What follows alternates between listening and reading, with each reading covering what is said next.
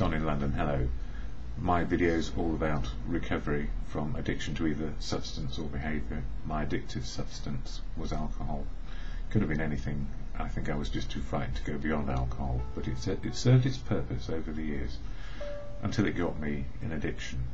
And my behaviour could be equally addictive around people, places and things, collecting, you name it, trying to fix whatever was wrong inside me. And I never realised the gap inside me was there for a reason, to put good things into my life rather than try and blot out the horror of what I thought life might be. And, habit becomes something else after a while, a dependence maybe. And from dependence to addiction is wherever we cross the line. Some of us do, some people don't. It's not for me to judge anybody else, is what I've learned over the years. But for me, I know I became addicted and could not stop drinking. And that if I wasn't drinking, I was obsessing, fearful, and trying to fix myself in some other way. And on a daily basis now, it's not about fixing, it's not about self-will, it's not about self-obsession, it's not about ego or putting on a brave face. It's about having the courage, faith and confidence to meet the day as it is, life on life's terms. And I've had a lot of help from family, community, medical people, and a fellowship called AA, Alcoholics Anonymous. I never speak for AA, never can, never will, but I share a lot about how the fellowship of AA has helped me find balance on a daily basis. It's the voice of the many, I have found, which keeps me sober, and the wisdom of the many has kept me sober, and not my own personal outlook, or trying to align it with something I don't understand.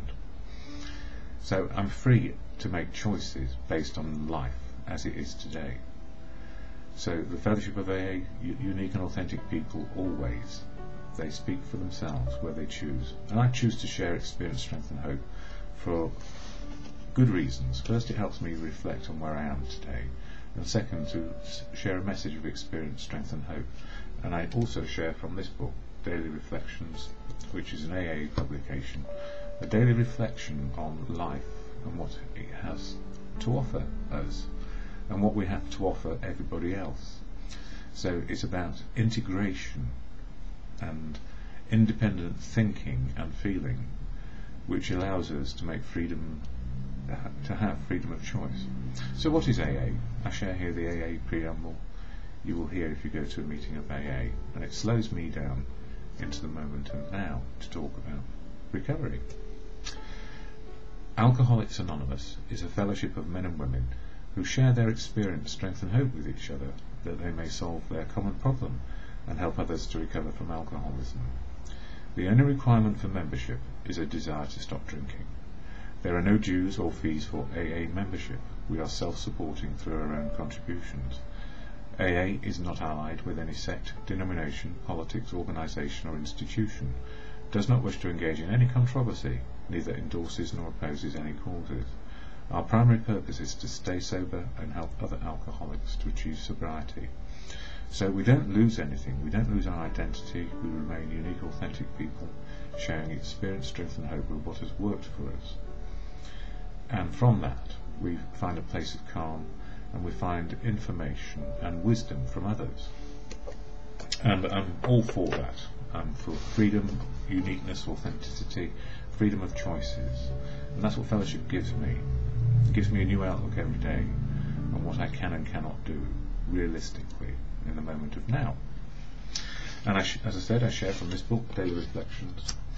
And for December the 1st, it talks about suggested steps. And this book is all about the 12 steps and 12 traditions of AA. Suggestions, not rules or regulations. Suggested steps. Our 12th step, 12th month, also says that as a result of practicing all the steps, we have each found something called a spiritual awakening.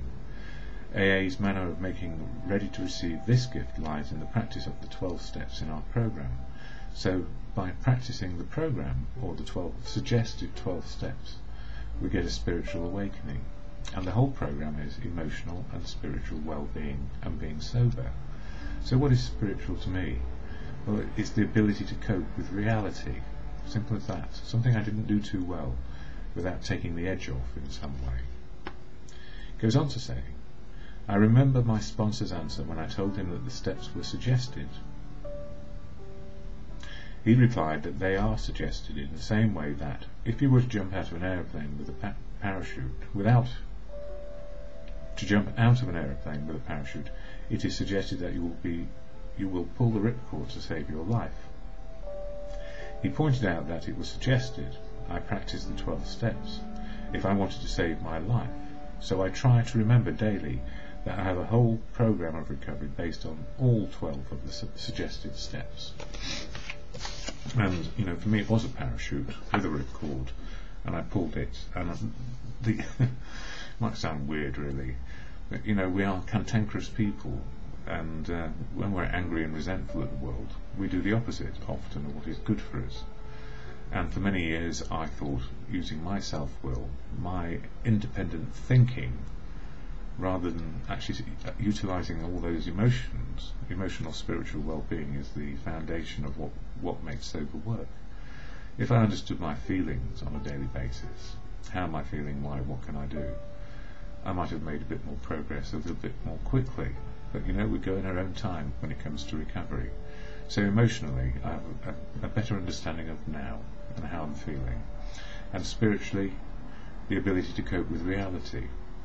So contingent on my spiritual condition is the measure of my sobriety on a daily basis.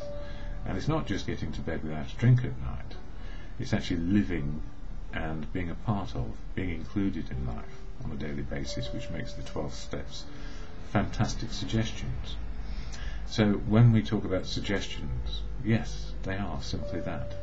And it takes as much time as it takes to absorb how to live life in the moment of now. Reality, not history and not fantasy about the future.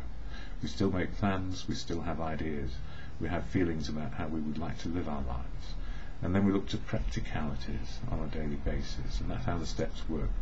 Practical action in the moment to improve our conscious contact with reality, and that's spiritual for me. However did we deviate so much from that? Well, humanity is humanity, and some of us need to find reality again as soon as possible. My time on this video is up, and I always share the serenity prayer at the end of it. It's the can and cannot do bit, the prayer to what I can do and what I cannot do. And it doesn't matter whether you believe in God or a higher power of your choosing, as long as it's understood that serenity is encompassed in acceptance. So when I say the serenity prayer any time of day when I'm feeling agitated or disturbed, happily or sadly, the serenity prayer can bring me into balance quickly, rather than me trying to think my way back to reality. It's about my feelings these days.